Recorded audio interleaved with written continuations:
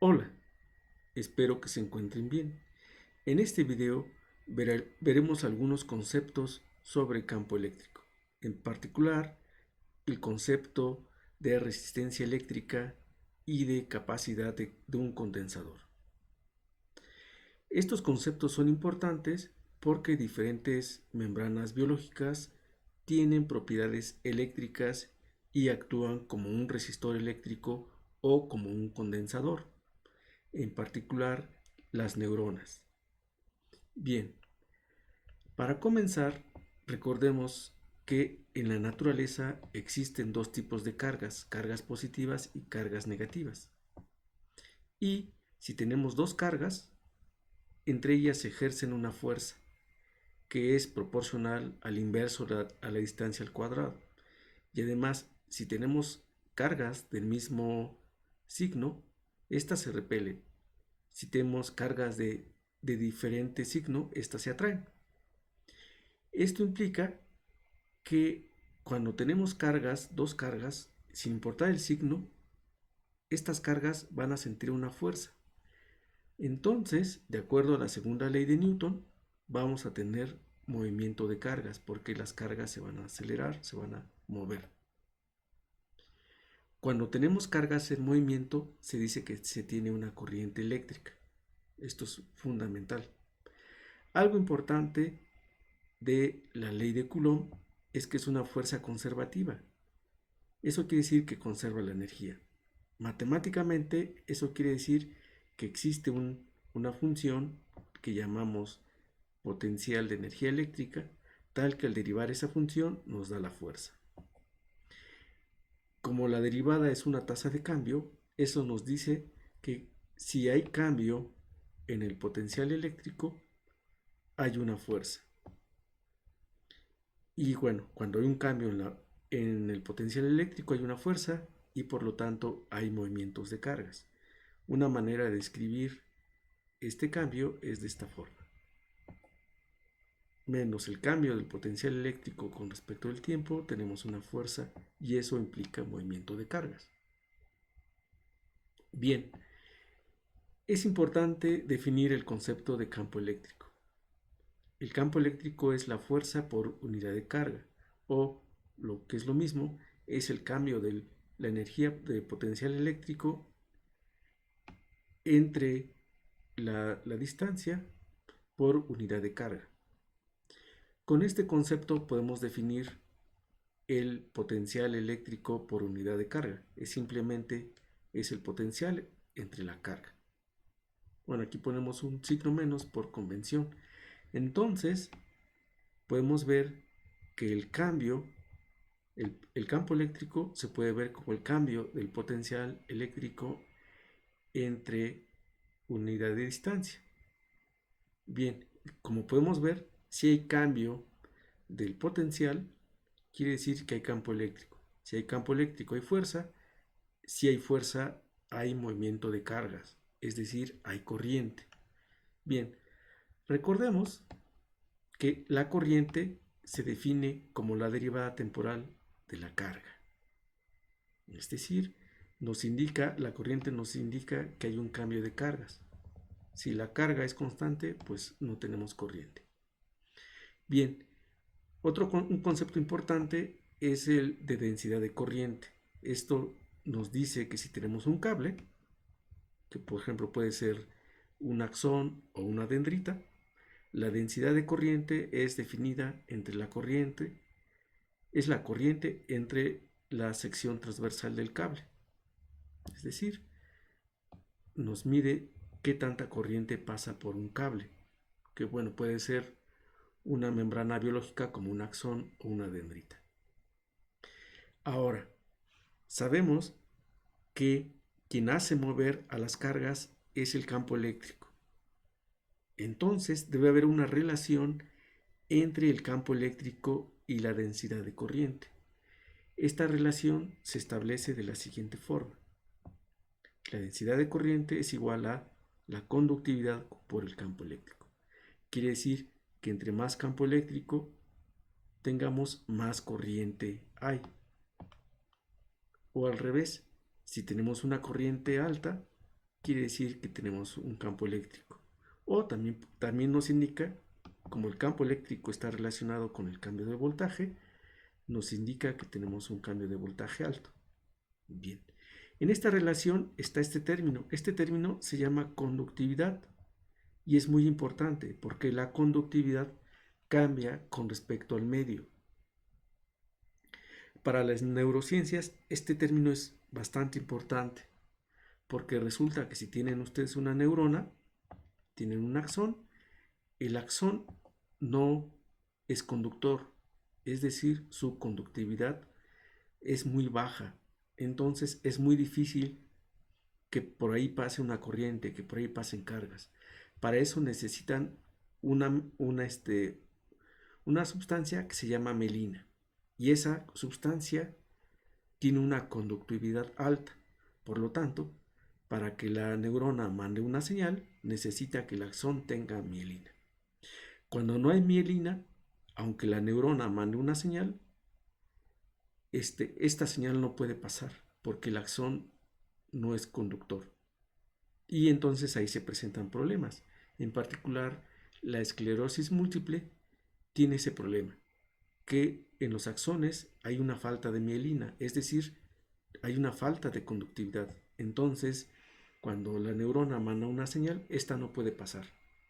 Y eso tiene muchas implicaciones, en particular, si una persona con esclerosis múltiple quiere mover un brazo, pero tiene una cantidad de mielina muy baja, entonces no lo puede mover, porque aunque la neurona mande la señal de que se mueva el brazo, pues esa señal no pasa. Por lo tanto, este término es muy importante. Es importante saber qué propiedades eléctricas tiene los diferentes componentes de una neurona para saber si es posible mandar una señal o no. Bien. Sabemos que, por definición, la densidad de corriente es I entre A. Y además, esta densidad de corriente está relacionada con el campo eléctrico. Y además, el campo eléctrico está relacionado con el cambio del potencial, el cambio del voltaje.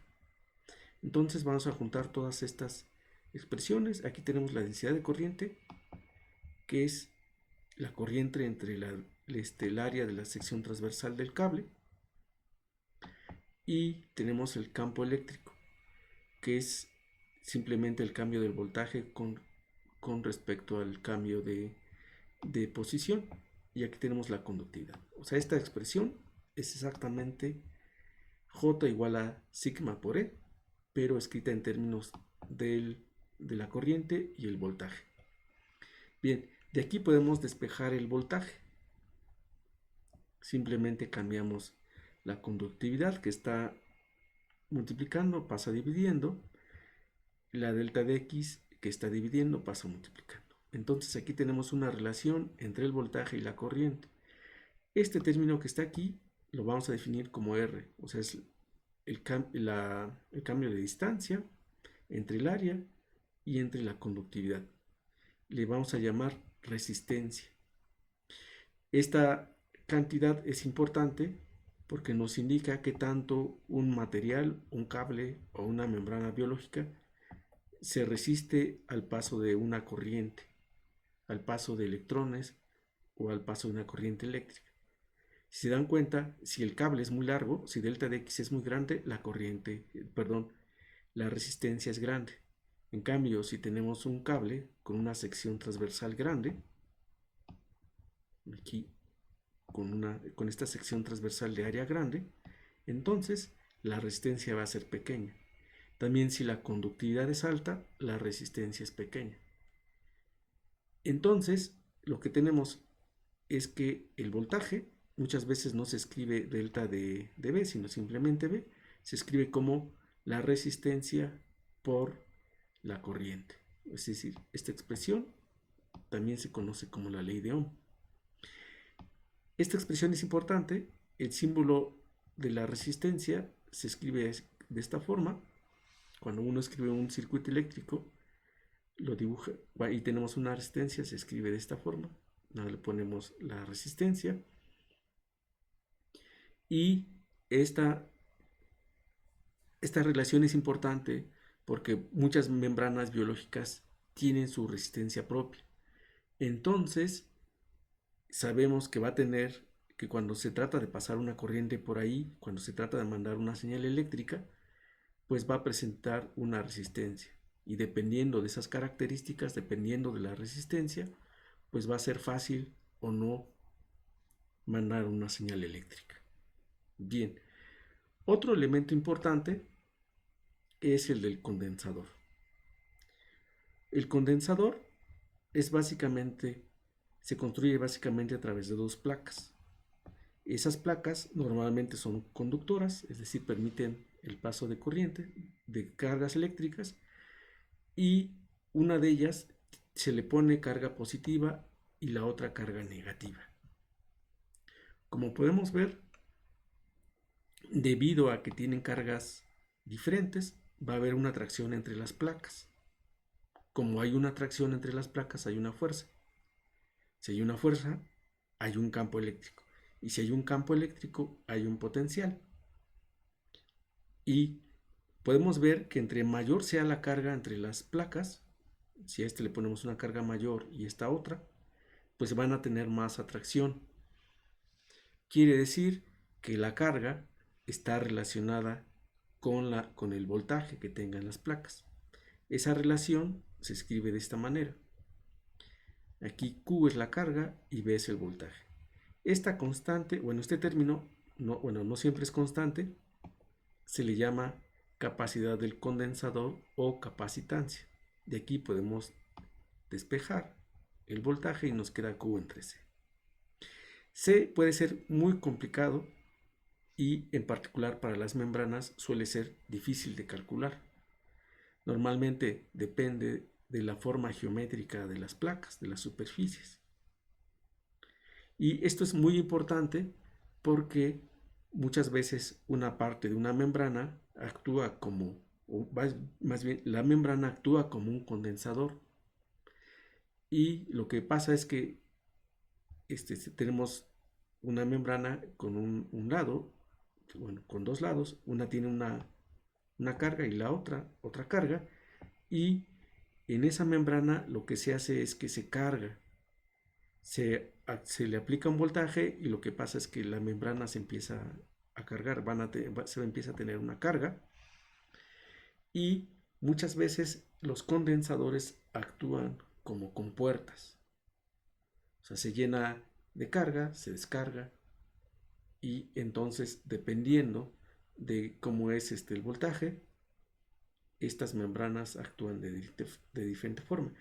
Una forma de notar los condensadores es con este símbolo. Este símbolo nos indica que tenemos un condensador. En un próximo video veremos cómo es que se comporta el voltaje en estos circuitos, en estos elementos, en un condensador y en una resistencia.